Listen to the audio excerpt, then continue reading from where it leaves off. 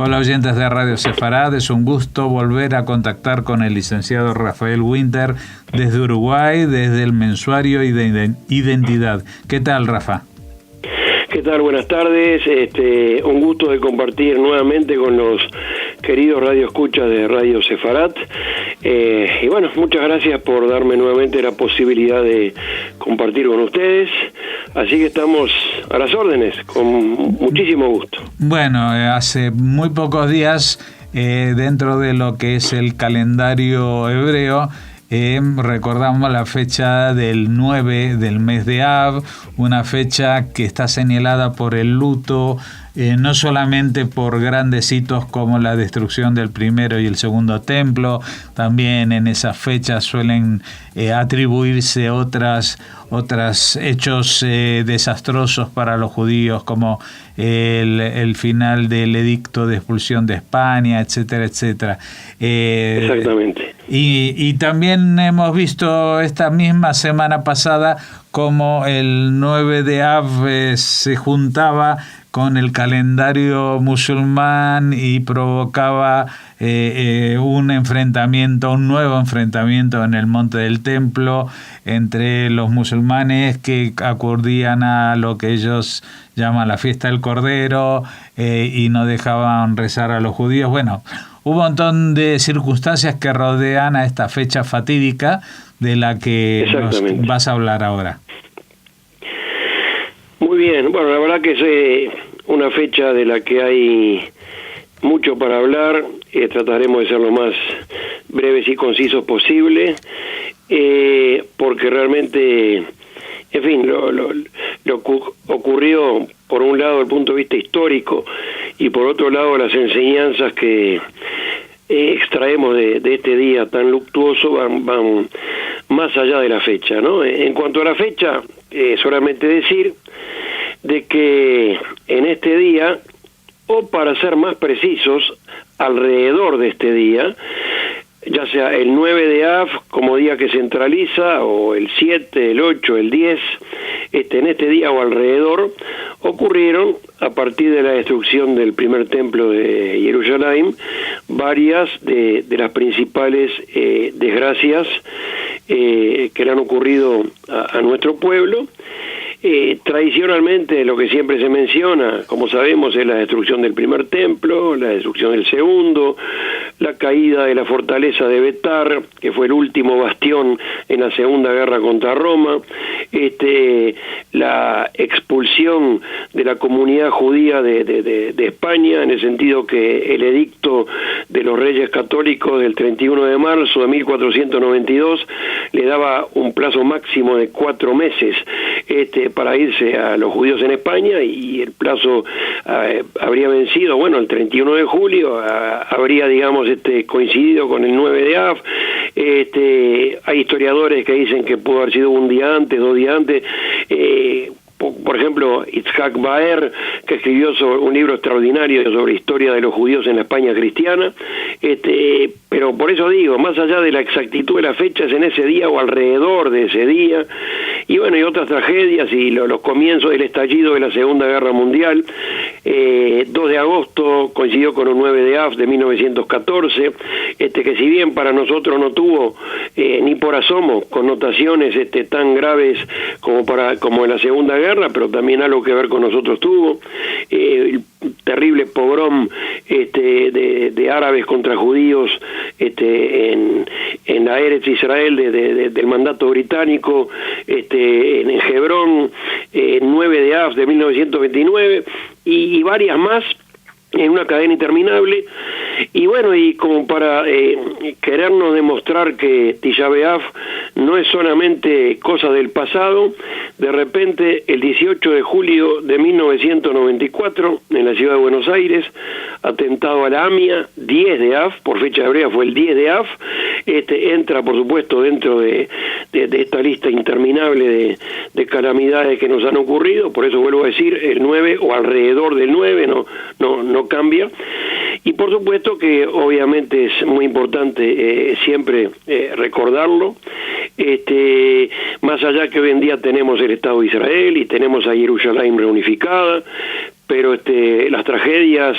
las desgracias que nos han ocurrido tenemos que recordar, al pueblo judío le está prohibido olvidar. Eso yo creo que lo tenemos muy muy claro, y por eso yo en lo personal pienso de que, digamos, más allá de las características que este día tiene también como día de ayuno fijado por nuestros sabios, lo que tiene que ver con el ayuno obviamente pasa por un tema ritual, respetable, quien quiere ayuna en este día, está todo bien, pero más allá de eso, yo creo que es un día que del punto de vista histórico y nacional realmente no puede ni debe pasar desapercibido, independientemente de cómo lo conmemore cada uno. También acá me parece importante agregar, a título personal, de que el tema de la Shoah, que es obviamente la peor tragedia que le ocurrió a nuestro pueblo en la historia, yo lo separo de Tisha B'Av.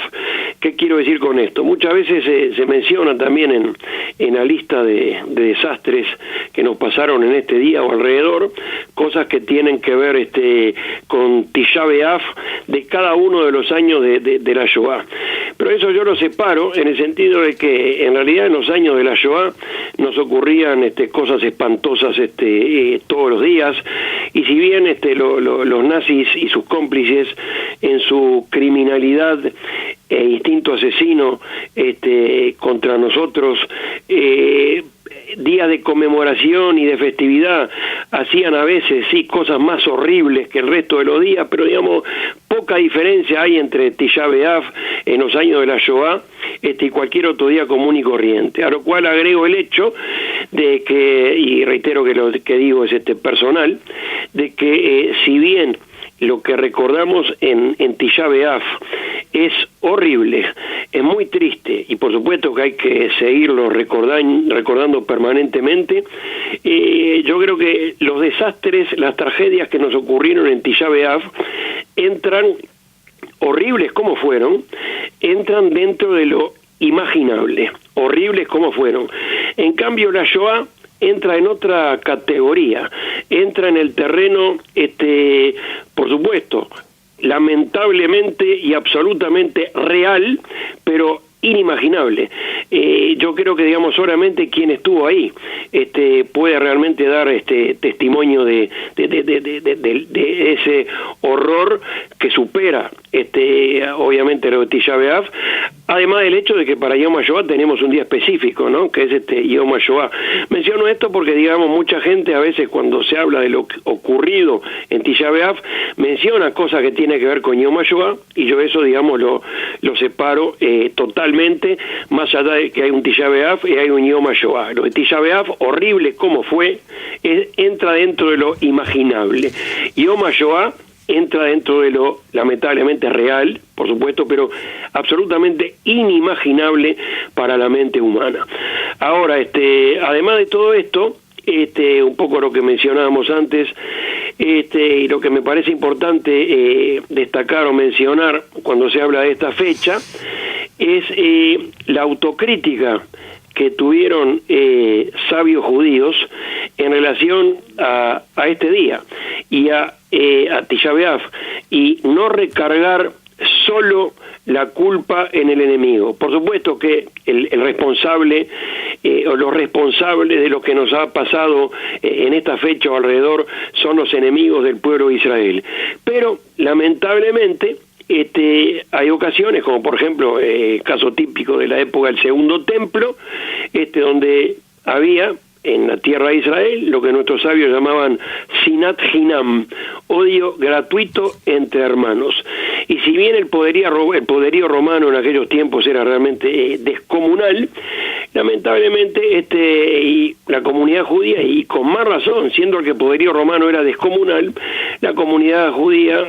no tenía un liderazgo unificado, había distintas facciones que se enfrentaban unas contra las otras, sin duda que el heroísmo se dio igual aún en la desunión, ya sea en la primera guerra contra Roma, en la segunda guerra contra Roma, en infinidad de ocasiones, aún no estando lo suficientemente unidos, el heroísmo se dio igual. pero yo creo que es una lección de la historia que debemos aprender, eso de realmente estar siempre unidos y con más razón cuando tenemos que enfrentarnos a un enemigo común, cosa que digamos no ha ocurrido lamentablemente, y en ese sentido nuestros sabios tuvieron la autocrítica suficiente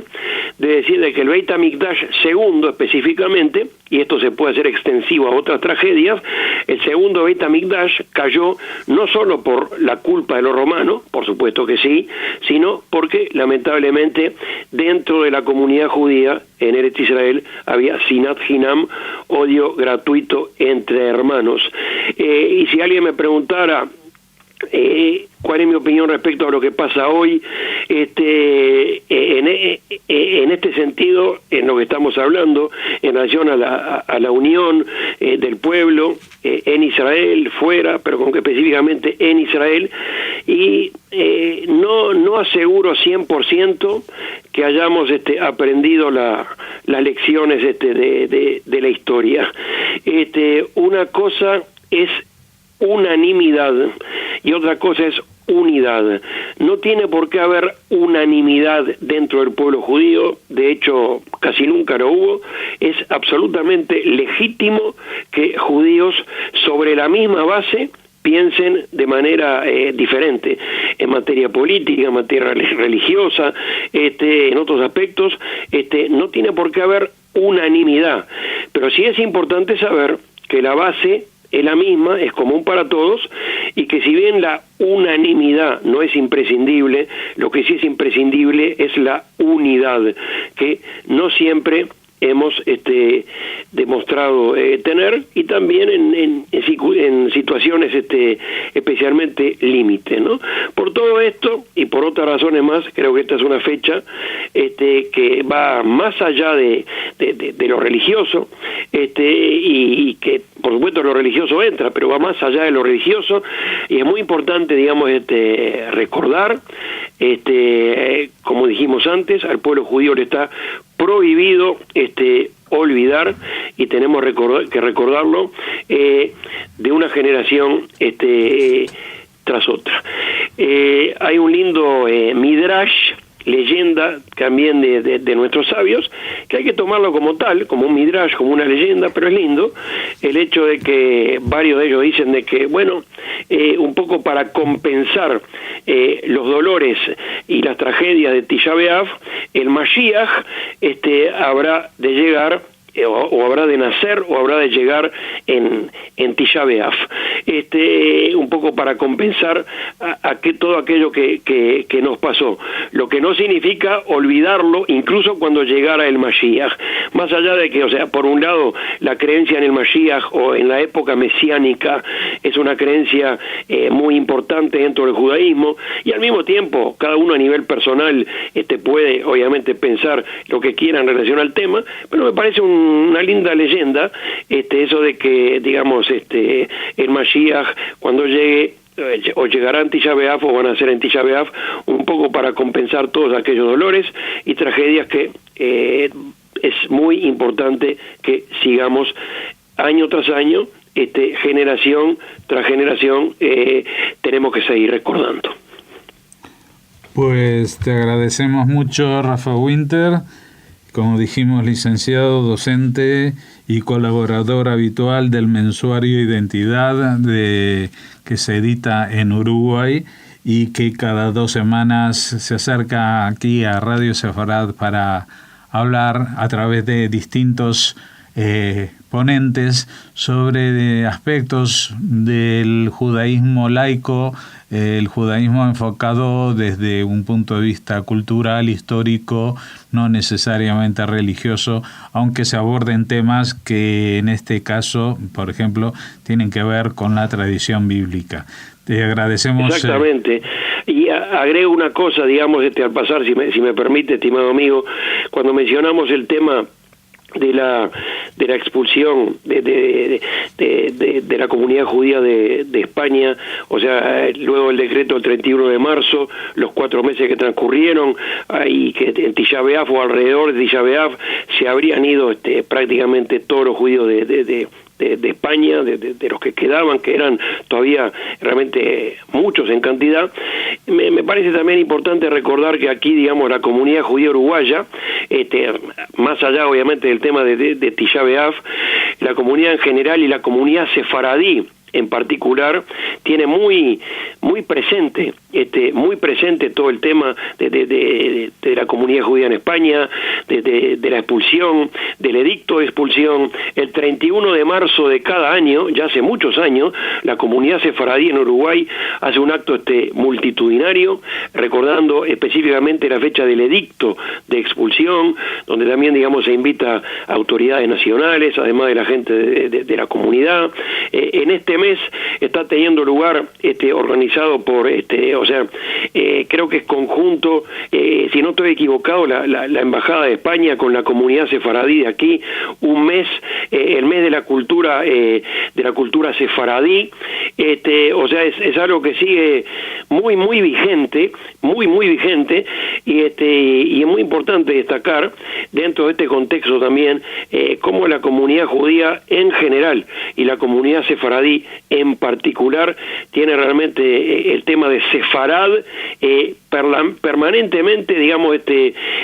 no solo en el recuerdo, sino pero una memoria activa, recordando y haciendo actividades al respecto y tratando de mantener hasta donde sea posible, y más aún la cultura sefaradí y el acervo sefaradí y el ladino y un montón de cosas, y realmente en lo personal eso nos hace sentir muy bien, porque la cultura sefaradí es parte inseparable realmente de la cultura del pueblo judío, y por supuesto que eso es algo que también hay que continuar permanentemente, y dentro de este contexto también quería hacer mención a esto. Pues muchas gracias por esta mención y por todo lo que has hablado antes. Hasta la próxima, Rafa. Muchísimas gracias, y gracias por darme la posibilidad de compartir, querido Radio Escucha de Radio Sefarad, y a la gente de Identidad, mi amigo Mauricio y todos los colaboradores de Identidad que posibilitan que también me pueda contactar con ustedes. Muchísimas gracias y un fuerte abrazo para todos. Gracias.